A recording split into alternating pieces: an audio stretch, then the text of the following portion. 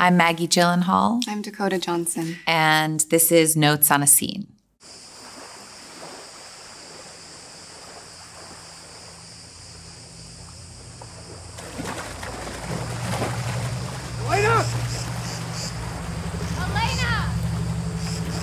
Most of the movie is through the eyes of Olivia Colman's character, Leda. For the first section of the movie, Nina is just observed by Leda. And I was thinking a lot about how to shoot that. There's a really compelling history of movies like kind of Antonioni or Godard, with Monica Vitti or, any of those amazing Godard women where they are objectified. They are being adored by the camera from a very particular point of view. But it's an elegant adoration. What happens if Nina then kind of bursts into our frame and has real human needs and desires? And so that is basically what happens in this. And the way she's shot in the beginning of the scene versus the way she's shot later in the scene is like completely different. For the whole time that you see Nina, from when you meet her until now, she also knows that she's the sort of objectified, watched person on the beach. And it's almost this boredom that she has with it, but also a power.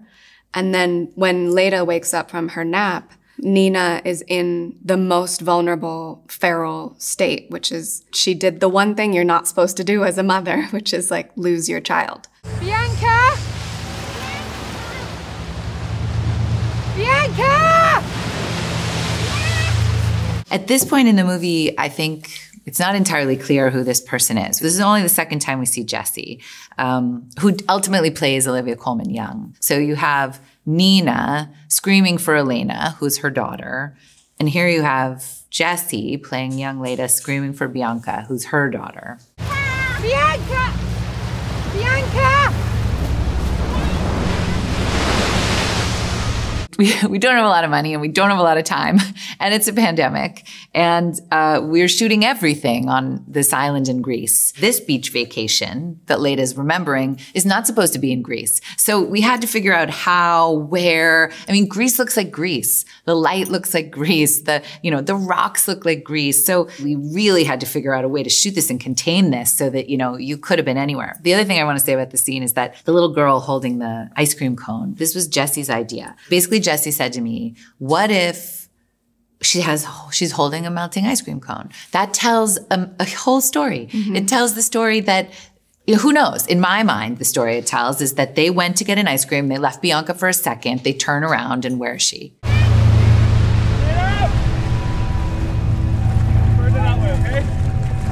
I do just want to go back for a second and look at this shot of Olivia because it's so beautiful. I know, it's so beautiful. And it's also like classic kind of noir thriller vibe. You're like on Olivia's face. You know she's watching. You know what she's watching. It's weird. It's so abstract. And yet you know exactly what's happening. It makes you feel like you're inside of her mind. Right. Which is the best feeling.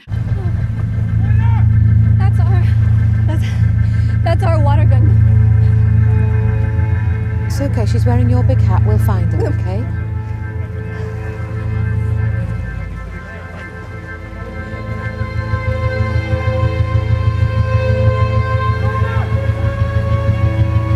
That moment was so tense. It was so, hot. And the adrenaline.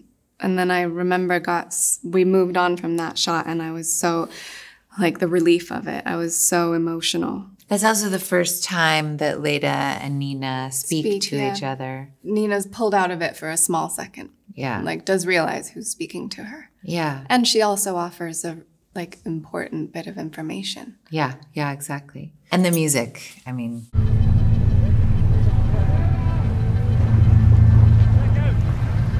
Love the music in the movie.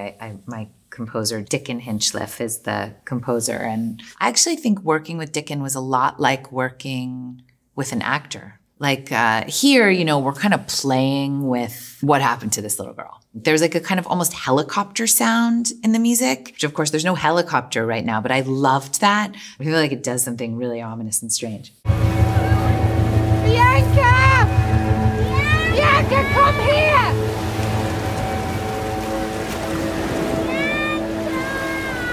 Bianca!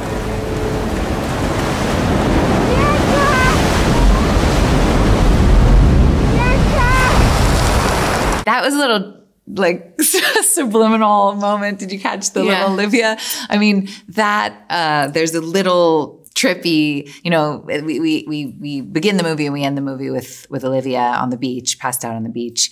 And so we just, for 1 second, Fonzie and I, my incredible editor, we thought maybe in some ways all of this was taking place in her mind kind of as she had passed out on the beach. I mean, no, but maybe. Like, as my 15-year-old would say, like, time isn't linear. So, like, why not just throw that shot in?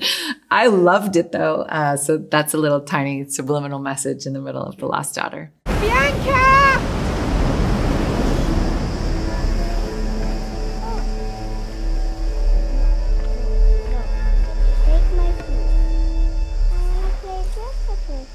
Hey. I lost my mama. Oh, I'll help you find her. Come on. Elena!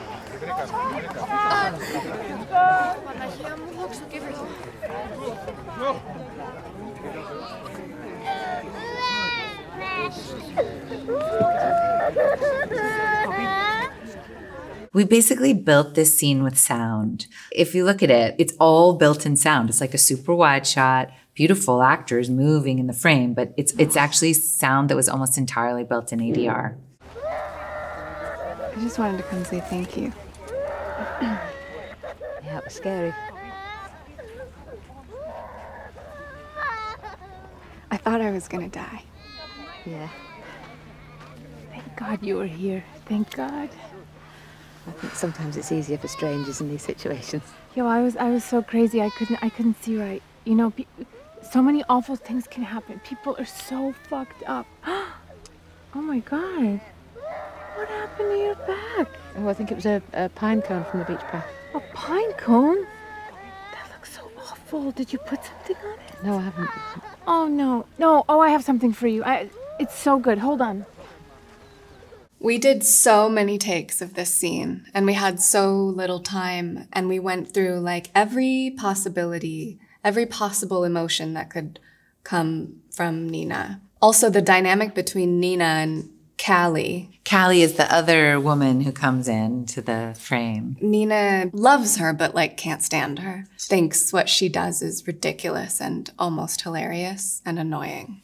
Nina goes to finally have this communication because there's something to communicate about with Leda, and Callie comes in and like takes it. Here, all of a sudden, she does what I'm talking about. She kind of bursts into the frame.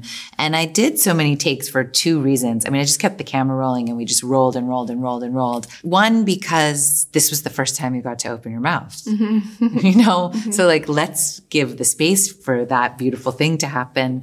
And second of all, because it was just so compelling and fascinating. And I think like 40,000 things are happening between every single line. And I just got really thrilled by watching it. And it's funny because Callie comes in the side. She's almost disrupting the scene. Which is between them. Like she's like a mosquito in this scene. And all of a sudden you're in Nina's point of view as well as Leda's point of view. And that's for sure the first time. I like your bathing suit. Oh, thank you. So she's not calming down. Yeah. It's been a weird day. The first thing that she says is, I like your bathing suit.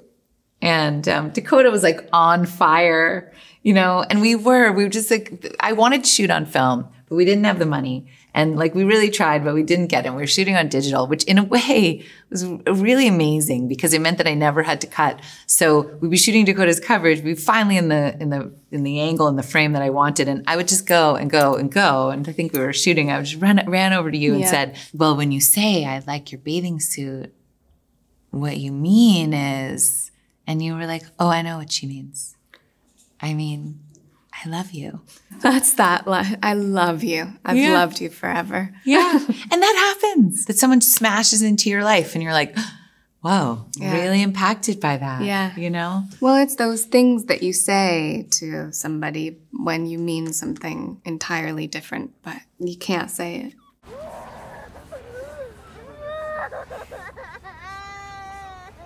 My sound designer is amazing. And I was like, okay, the girl has to be crying through the whole scene. And he plays it at one level. And I was like, no, it needs to be louder. And he was like, okay, well, not louder than this though.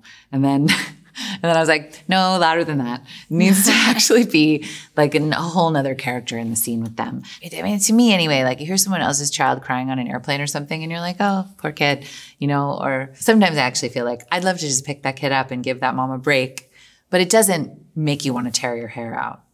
No. And when it's your own child, it's like very difficult to listen to anything else. Yeah. So I think that really helps the scene. How's that? It's good, thank you. It's cold. It's really amazing. It's gonna make you feel so much better. Okay, by tonight, you're gonna feel amazing. All right? Yeah. All right. And let's go. Let's find the doll. I can't hear her scream anymore. See you tomorrow.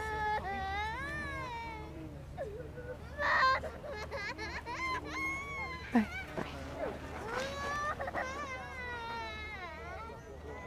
I think there's, a million things happening, but one of them is that she knows this conversation is going to come to an end soon.